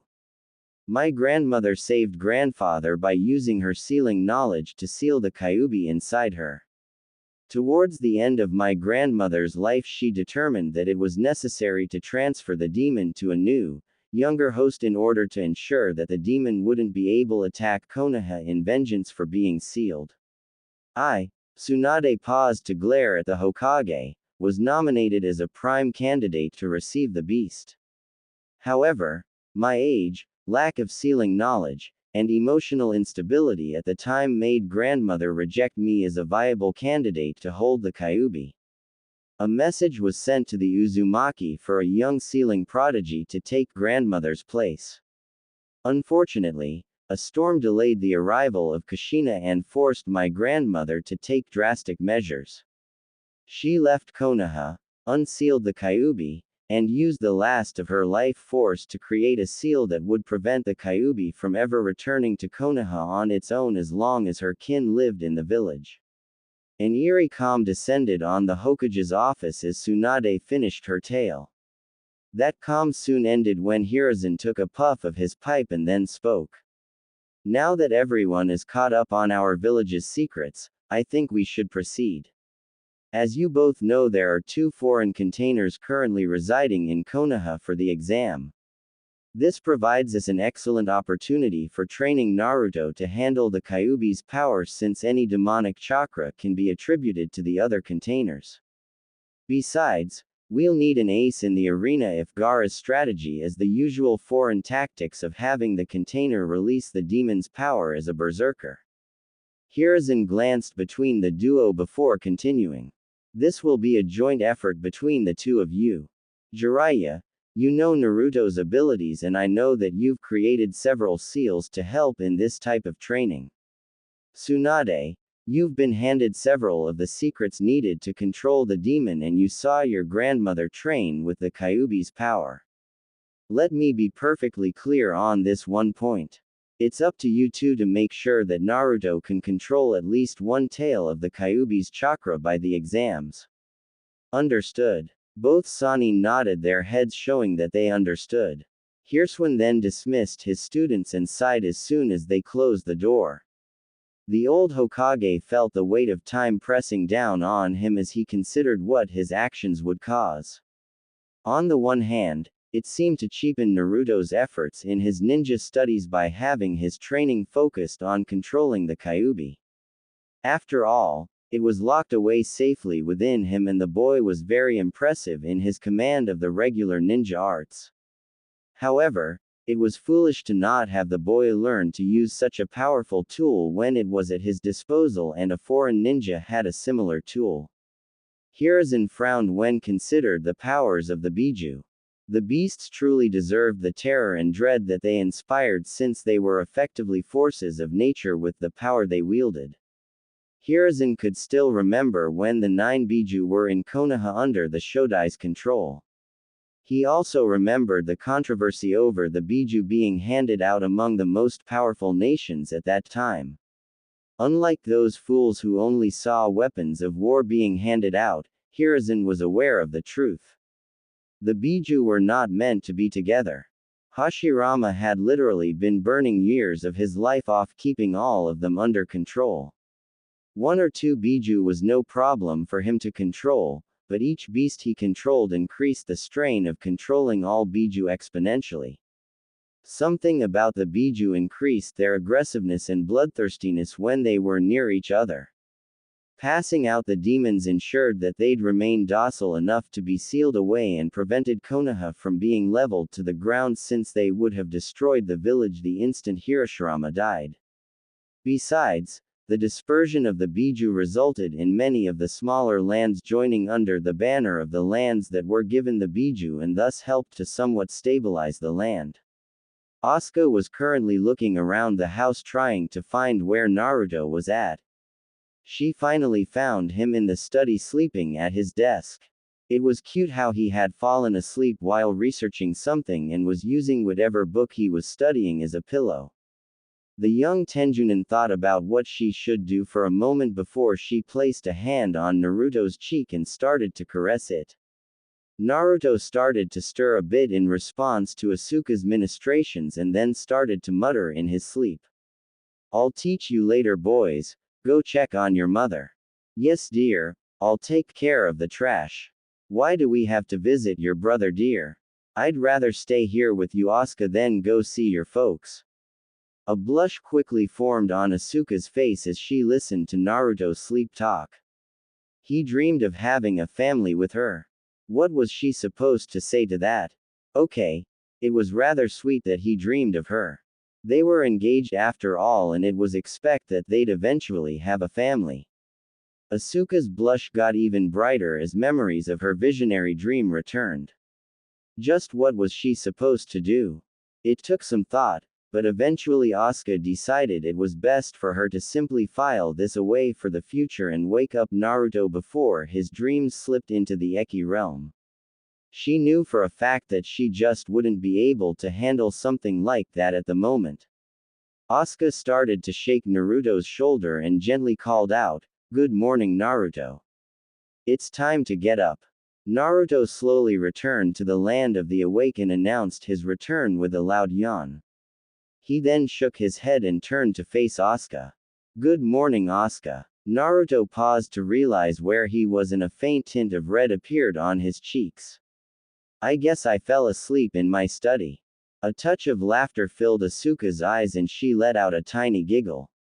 "Seeing as I found you here, Naruto, I'd say that's a good guess."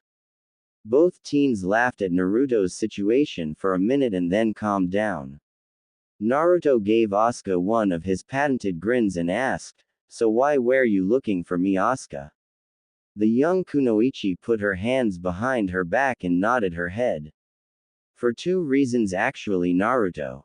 One, it's breakfast time and I'd like for you to at least get a taste of my pancake special. Of course, that's if my brother and teammates haven't already eaten all of the pancakes.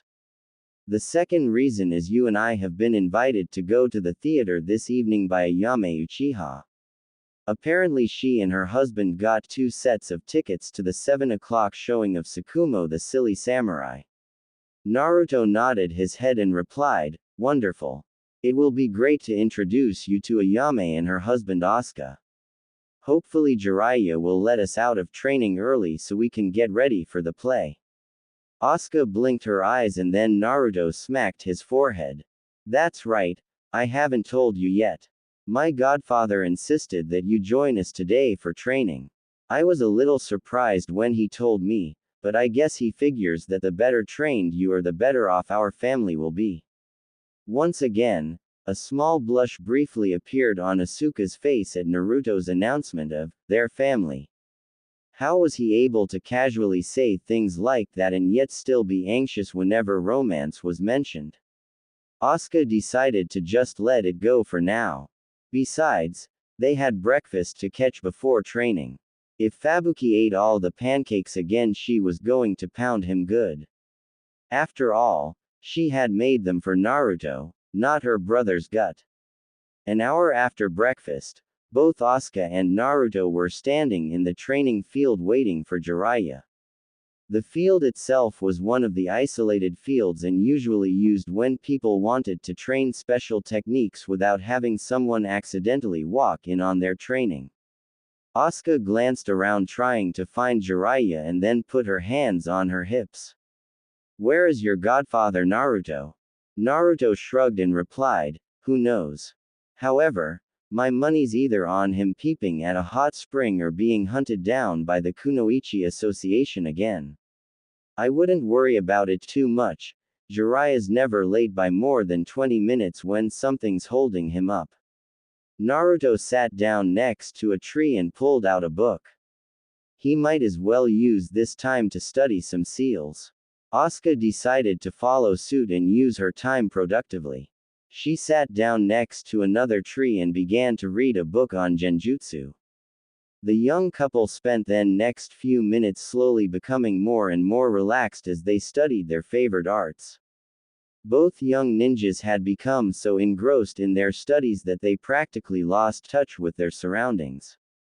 Without warning, chains shot out of the ground and bound both Asuka and Naruto to trees they were sitting against. Naruto's chains crackled with lightning and shocked Naruto.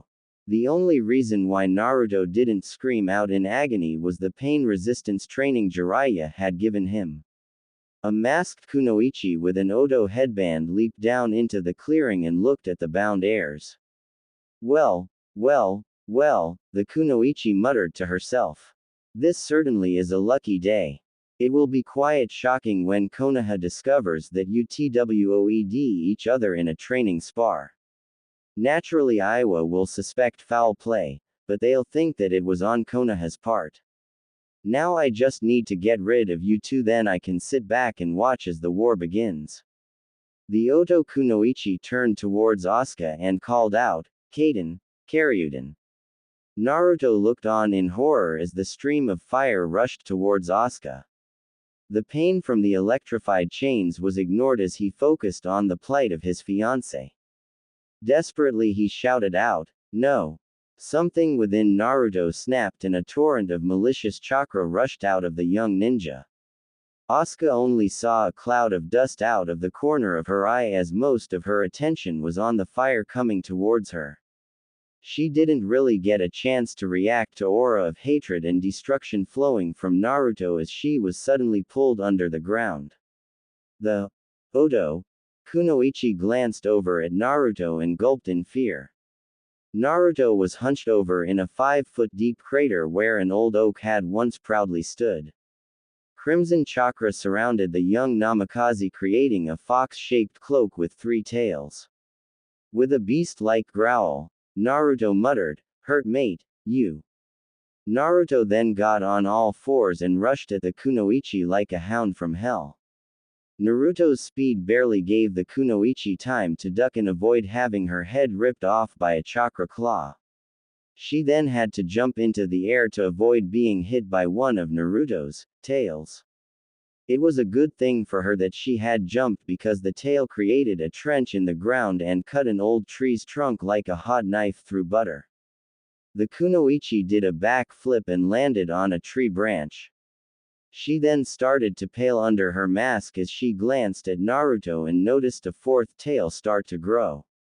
Deciding enough was enough, the Odo kunoichi took off her mask to reveal the slug princess. Tsunade then hollered out, "Get your out here now, Jiraiya." Naruto whipped his head around, pinpointing Tsunade thanks to her scream. Unfortunately for Tsunade, Naruto's mind was almost a completely feral due to the Kyuubi's chakra. His cloak was darkening as the 4th tail continued to form, making it harder and harder to see Naruto's body. Things were not going good for Tsunade. Naruto was drawing far more power from the Kyuubi than he should have. Hell, Jiraiya's wildest estimates only had the boy drawing 2 tails worth of chakra. Naruto should have only drawn a single tail given his age and the fact that this was his first time drawing demonic chakra. The slug princess jumped into the air again and barely dodged attempts by the berserker Naruto to impale her with his tails. Tsunade then started racing through the trees, thankful for her grandmother's heritage since it allowed her to shake off most of the toxic effects of the demonic chakra. It was like a sick game of cat and mouse as Naruto chased after Tsunade. She couldn't attack him because none of her attacks were suited for fighting a berserker Jinchuriki. What good was super strength against almost solid chakra that burned like acid? Naruto didn't have any such problems as he tore up the training ground. Old growth trees went flying into the air and deep trenches were appearing in the ground in the wake of Naruto's attacks. Naruto's beastie mind quickly grew frustrated at being unable to his mate's killer. The 4-tailed kitsune sat back on his haunches and brought his tails forwards so that their tips were in front of his mouth. A dense ball of chakra formed between the tail tips and quickly grew to the size of a beach ball. Then the ball shrunk to the size of a grape and was swallowed by Naruto. Immediately afterwards, Naruto belched out a chakra blast more than twice as wide as he was tall. Jiraiya chose this moment to jump in front the oncoming blast with a Cho Udama Rasengan while using Senin Mudo. The demonic chakra blast collided with the sage jutsu, creating a magnificent explosion. Tsunade watched as oversized Rasengan deflected the blast and broke it up into a dozen smaller and less deadly beams. Jiraiya dug in his feet to keep from being blown away and was able to hold firm. Naruto's demonic chakra blast attack lasted a few seconds, but to Jiraiya and Tsunade it seemed like an eternity. The Toad Sage didn't waste the opportunity and instantly disengaged his Cho Udama Rasengan as soon as Naruto's attack stopped. Jiraiya then made a mad dash towards Naruto, whipped out a seal from his pocket, and slammed the seal onto Naruto's forehead. The seal glowed and the demonic chakra enveloping Naruto quickly dissipated. Jiraiya promptly turned over the now unconscious Naruto and examined his seal. As expected with its divine origins, the seal was in perfect condition. Off to the side, Tsunade waited as Jiraiya did his inspection. As soon as he was finished, she walked over and smacked the back of his head. "What the hell were you waiting for, Jiraiya? The plan was for you to pull the brat's girl away from danger, get her to the Toads so they could get her out of the field, and then return to knock your godson out. So why did it take you so long?" With a grumble, Jiraiya shot back, "Hey. In case you weren't paying attention, Naruto was pumping out more chakra than I expected. Unlike you, I don't have the ability to naturally resist demonic chakra at those levels. It took me a while to collect enough nature chakra to enter Senin Mudo." Tsunade then huffed at her teammate's reply. "Whatever you say, Jiraiya, but know this, you're the attacker if we have to repeat this exercise again." Konoha's theater was one of the village's main non-ninja attractions besides its hot springs. It had been built by the Shodai himself as a present to his wife since she enjoyed plays.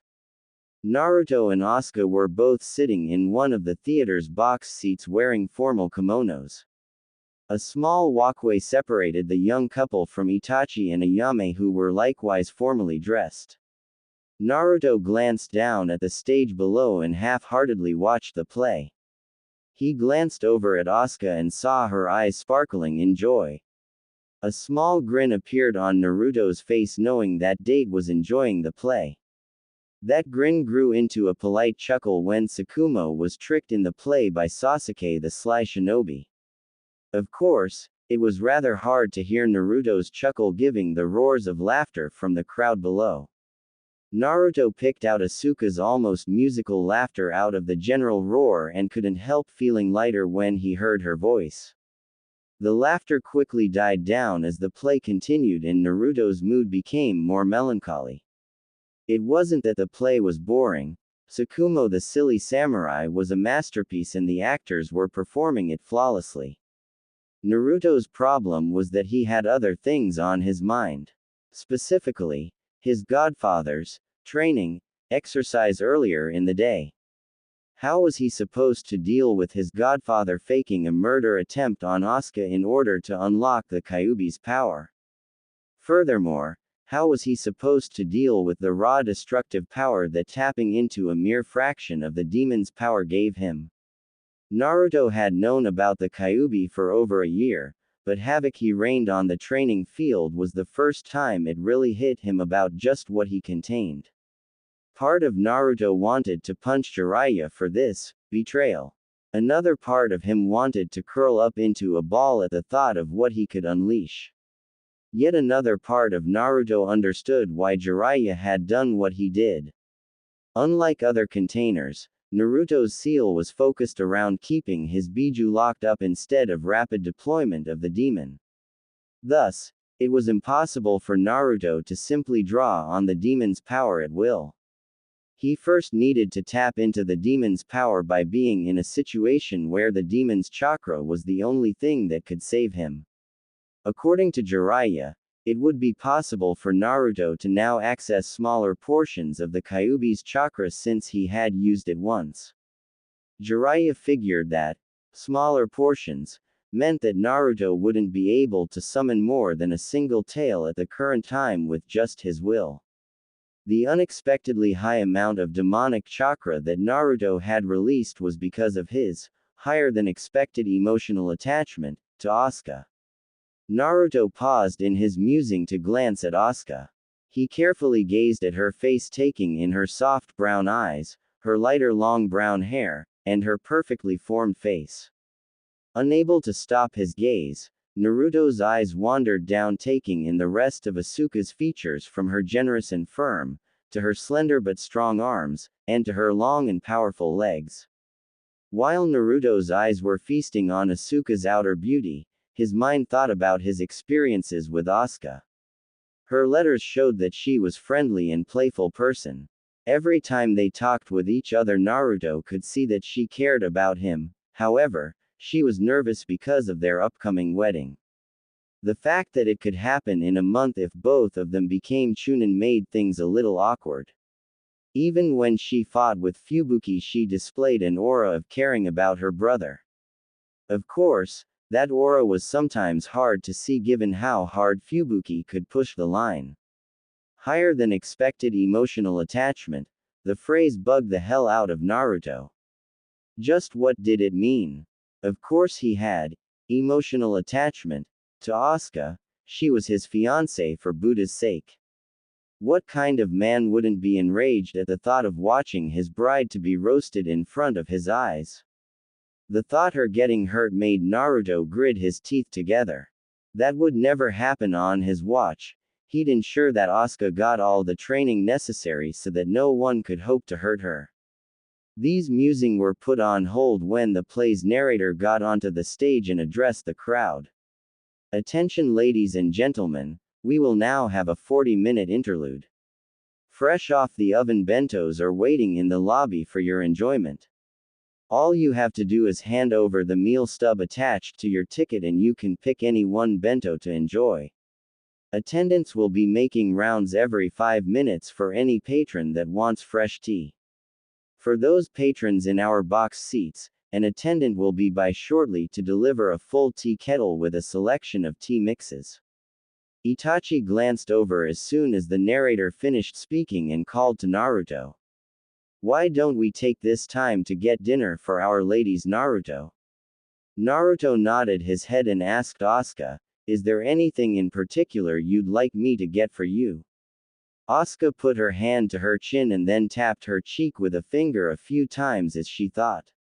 She then smiled at Naruto and replied, fish would be great. If there is any sea fish in the fish selection, go with that. It's not easy to get fresh fish in Iowa and almost impossible to get genuine seafood as opposed to freshwater fish. Naruto nodded his head and stood up. He glanced over to Itachi and Ayame just in time to see Ayame kiss Itachi's cheek. The two men then left the box seat and headed down towards the lobby. As they were walking, Itachi unexpectedly spoke. Are you enjoying the play? Very quickly Naruto replied, yes I am. Thanks for inviting Asuka and I to the play. However, I've got a lot on my mind tonight, so if it looked like I wasn't enjoying the play, it was just because my mind was on other things. Itachi nodded his head, accepting Naruto's answer. I fully understand your situation, Naruto. I also often have things on my mind that worry me a great deal. However, I've found that those worries become less of a burden when I'm with Ayame. Being with the woman you love allows one to look beyond the current problems and see the good in any situation, even when the problem involves the woman you love. Hopefully, you will be able to reach this point as well. Now, let's stop talking and get dinner. The duo quickly picked up the bentos, Naruto making sure to get a seafood bento for Asuka, and then returned to their box. Asuka's eyes light up when she saw what Naruto had gotten her and she kissed his cheek. Naruto's face naturally started to turn pink, which caused Ayame and Itachi to grin in amusement. Everyone then proceeded to eat dinner with some small talk to spice the dinner. Naruto gave Asuka a quick glance as the play started up again. He wasn't completely sure what he felt for her. It very well could be love. Naruto just didn't have the experience to say what romantic love was. However, Naruto promised himself that no matter what he wouldn't let Asuka get hurt if he could prevent it, and he would see to it that she had everything she needed to be happy. Anything else was unacceptable to him. Tsunade sat cross-legged on a mat in one of the Senju clan's dojos with Naruto sitting in front of her. The slug princess looked at her distant relative and begrudgingly began to execute the one task she had prayed she'd never have to do. Okay Naruto, the first thing you need to remember about the Kyuubi's chakra is that it's filled with rage and the need for destruction. Your little landscaping experience yesterday is a prime example of this fact. Willpower and determination are useless in controlling the fox's power. Now, these will help you keep your mind dominate when using low levels of the demon's chakra. But, the fox will always be sending you more chakra until it makes you act like a mindless beast. Furthermore, the chakra itself is poisonous to you in large doses and even more dangerous when your mind is in a feral state. Luckily, there are ways to beat the demon. The first is positive emotions, of which love is the most powerful. When you fill your heart with love, or another positive emotion like joy, it causes your chakra to resonate in a way that negates the darker and more malevolent aspects of the fox's chakra, making it easier to control. Furthermore, you have Uzumaki blood flowing through your veins, granting you a massive advantage over other containers. This advantage comes in three parts. Your chakra has a natural base resonance that mutes a demon's taint on chakra. Your body is far more resistant to the poisonous effects of demonic chakra. This means that you can channel more of a demon's power before it starts to hurt you. Finally, your Uzumaki blood grants you amazing vitality, allows you to live far longer than normal people. What makes this important is that a container's life is actually shortened when they use a very large amount of a demon's power for more than a few minutes. Tsunade then pointed to herself as she continued on. I'm a good example of this vitality in action. I currently look like a 20-something-year-old woman even though I'm in my 50s. Everyone thinks that this is merely a genjutsu I've placed over myself, and I let them think that. The truth is, this is how I actually look because of the vitality I inherited from my grandmother. I'll probably continue to look like this for another 20 or more years before I slowly start to age physically. My grandmother was in her 70s when she died, and that was with heavy usage of the Kyuubi in the First and Second Shinobi Wars. Silence descended on the dojo as Tsunade let Naruto fully digest what she had told him. Tsunade waited a few moments until she was sure that her student was ready for the next part of the lecture. Now then Naruto, there are two ways that one can use a biju's power, the dumbass way and the smart way. The dumbass method involves simply drawing on the beast like macho moron and either using to boost your attack power or just go berserk. The smart way is the method my grandmother and several other members of her clan used when they contained biju.